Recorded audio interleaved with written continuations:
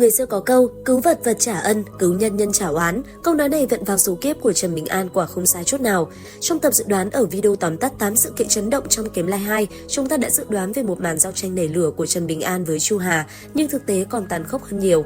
Không chỉ là một võ phu năm cảnh trấn áp một thiếu niên mới nhập môn, mà là cả một màn cha con hợp lực để triệt hạ ân nhân cứu mạng của mình.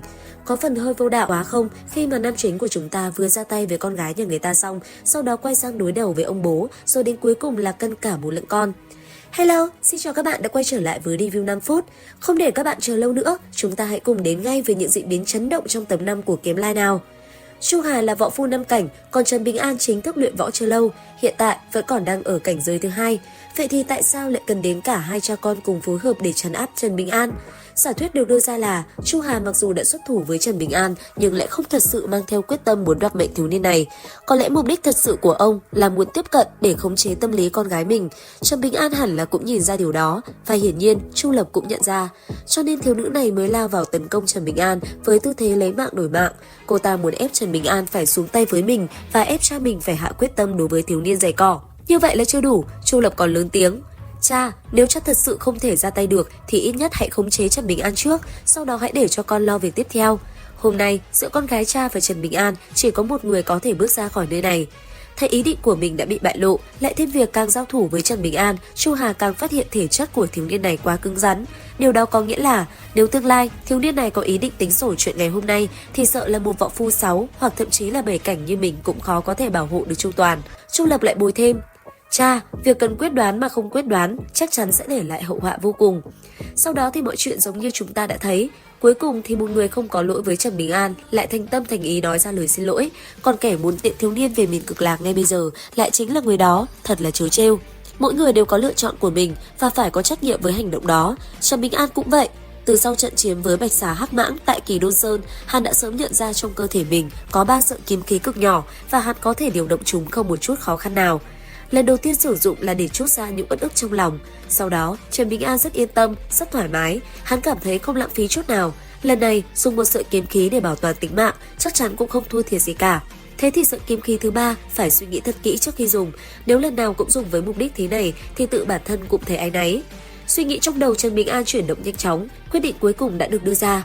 Thân hình Trần Bình An từ từ đứng thẳng, chân trái tiến lên nửa bước, chân phải khẽ lùi một chút, kiếm chỉ hướng về phía Chu Hà, trong miệng buông ra 2 chữ kiếm. Bên phía đối diện, Chu Hà bỗng thấy da đầu tê dại, một cơn khủng hoảng như đột ngột nhấn chìm ông. Chu Lập thì giống như đột nhiên cảm nhận được gì đó, nàng hét lớn: "Không, cha!"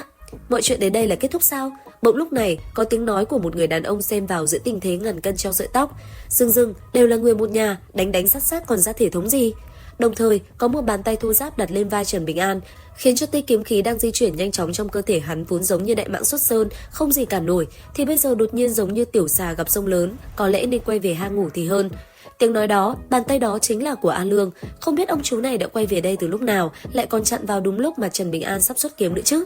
Theo lời A Lương thì tia kiếm khí hiếm có khó tìm này nếu chỉ dùng để giải quyết một võ phu 5 cảnh thì đúng là quá phung phí. Để bù đắp sự đáng tiếc này, A Lương dạy cho Trần Bình An phương pháp tu luyện được đúc kết qua cả vạn năm của không biết bao nhiêu kiếm tu vất vả tìm tòi. Đó là kiếm khí thập bát đình, bản dạy cho Trần Bình An là phiên bản A Lương Limited. Nghe đến đây, Trần Bình An thầm nghĩ, có lẽ kiếm khí thập bát đình này cũng lợi hại ngang ngửa với Hám Sơn Quyền danh bất hư truyền, vô địch thiên hạ mà hắn đang luyện tập. Tạm gác chuyện tu luyện sang một bên, quay trở lại với hai cha con nhà Chu Hà. Bây giờ hai người đã như cá nằm trên thớt. Ngoài những gì đạt được trong lần chia của tại Kỳ Đôn Sơn phải trả lại, thì tập sách phù lục của Chu Hà cũng phải để lại. Nhưng tất cả chỉ có thể đổi được mạng của một người. Và Chu Lộc phải là người trả lời câu hỏi, ai sẽ là người được sống?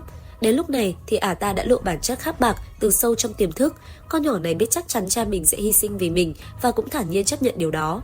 Trần Bình An đã nhận ra rằng đối với Chu Lộc, đừng nói là cha mình, tiểu thư Lý Bảo Bình hay thậm chí là người mà nàng nghĩ là bản thân đang yêu say đắm như Lý Bảo Trâm, mỗi người đều có một cái giá nhất định và Chu Lộc sẵn sàng bán đứng tất cả mọi người khi có lợi cho bản thân.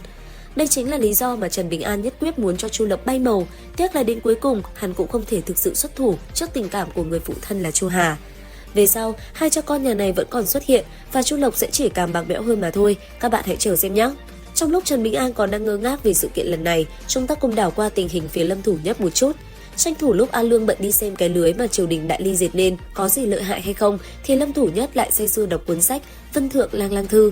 Câu từ trong sách tối nghĩa, nhưng hễ hiểu được nội dung nào lại khiến cho Lâm Thủ Nhất cảm thấy toàn thân thư thái. Vậy là trong lúc bất tri bất giác, thiếu niên này đã đặt chân vào con đường tu tiên. Điều này khiến cho vị thái thượng trưởng lão của Trường Xuân Cung vô cùng kinh ngạc trước tư chất của hắn. Vậy là bà đưa ra lời mời với Lâm Thủ Nhất, hãy đến kinh thành Đại Ly, đến Trường Xuân Cung để tu hành tiên pháp. Vì một là cha Lâm Thủ Nhất đang nhậm chức tại kinh thành, hai là sớm bước chân vào con đường trường sinh, còn hơn là nay đây mai đó, thậm chí là táng thân vô ích, phí phạm tư chất. Nhưng Lâm Thủ Nhất nhớ lại lời A Lương đã nói với mình trước đây, rồi bình tĩnh và lễ phép đáp lại. Đa tạ tiền bối, sinh ra ở đâu, họ gì tên gì đều không phải là việc bản thân có thể quyết định, nhưng đi con đường nào, trở thành người như thế nào thì lại có thể. Biết rằng không thể cưỡng cầu, cho nên Thái thượng trưởng lão của Trường Xuân Cung cũng không tiếp tục vấn đề này nữa. Bà quay trở lại thuyền hoa, chuẩn bị cho cuộc vây quét tối nay. Sau lần gặp mặt này, thông minh như Lâm Thủ Nhất ngay lập tức sâu chuỗi lại những lời nói nửa úp nửa mở của A Lương lúc trước, đã nhận ra có gì đó không ổn. Ba đứa trẻ nhanh chóng tìm thấy nhau và cùng đi đến chỗ của Trần Bình An. Lý Huệ và Lý Bảo Bình nhanh chóng kể lại những gì mà chúng vừa nhìn thấy. Chuyện đã đến thời điểm không còn che đậy được nữa. Đối với A Lương thì những gì muốn thấy hắn cũng đã thấy, những gì muốn nghe hắn cũng đã được nghe, mà ở trong thiên hạ này không có buổi tiệc nào là không đến lúc tàn, đã đến lúc A Lương phải đi rồi. Vậy thì bây giờ phải xem bên phía Đại Ly sẽ chuẩn bị những gì để tiếp đãi A Lương nào. Ngoài các sơn thủy chính thần trong phạm vi ngàn dặm quanh Khổng Trúc Trấn tham gia vào mạng lưới vây quét ra, thì còn có những lực lượng nòng cốt của Đại Ly cũng tham gia vào. Ví dụ như Lưu Ngục, một binh gia tu sĩ Nguyên Anh cảnh, kẻ này có nhiệm vụ quản lý toàn bộ các thế lực trong giang hồ trên phạm vi lãnh thổ Đại Ly. Đây cũng là người sẽ xuất thủ đầu tiên trong cuộc vây quét này. Triều đình Đại Ly cũng rất tự tin với lần vây quét này, cho nên đã dự đoán rằng A Lương sẽ bỏ chạy về hướng Nam. Vì thế mà hai vị thủy thần của Trùng Đạm Giang và Thiết Khoán Giang mà chúng ta đã thấy trong tập 4 trước đó sẽ làm nhiệm vụ chặn đánh ở hướng Nam. Ngoài ra, còn có mấy ngàn thiết kỵ tinh nhuệ được điều động từ Dã Phu Quan đến tham gia phối hợp tác chiến. Đội hình rầm rộ như vậy, xa hoa như vậy, chỉ để vây quét một người, mà theo như triều đình mật lệnh đã đề cập thì đối tượng có tu vi nghi ngờ là 11 cảnh, nhưng nếu đối phương là 12 cảnh thì sao? Không sao, bởi vì Đại Ly Hoàng đế đã mở ra 12 lầu Bạch Ngọc Kinh, Đại Ly Nguyên soái Tống Trường Kính đã tọa trấn hộ quốc đại trận, Đại Ly Hoàng tử Tống Mục đã tiếp nhận quyền điều khiển 12 thanh phi kiếm chí bảo trong 12 tầng lầu của Bạch Ngọc Kinh. Trận chiến này phải đánh cho Bảo Bình Châu khiếp sợ, phải đánh cho thần tiên trên núi không dám tùy ý sinh sát dân thường, đánh cho các quốc gia phương Nam phải suy nghĩ thật kỹ đến hậu quả từ việc chống lại Đại Ly khiết kỵ. Với suy nghĩ đó, Hoàng đế Đại Ly tự tin tuyên bố, có Bạch Ngọc Kinh ở đây, kẻ dưới thập tam cảnh đều có thể diệt.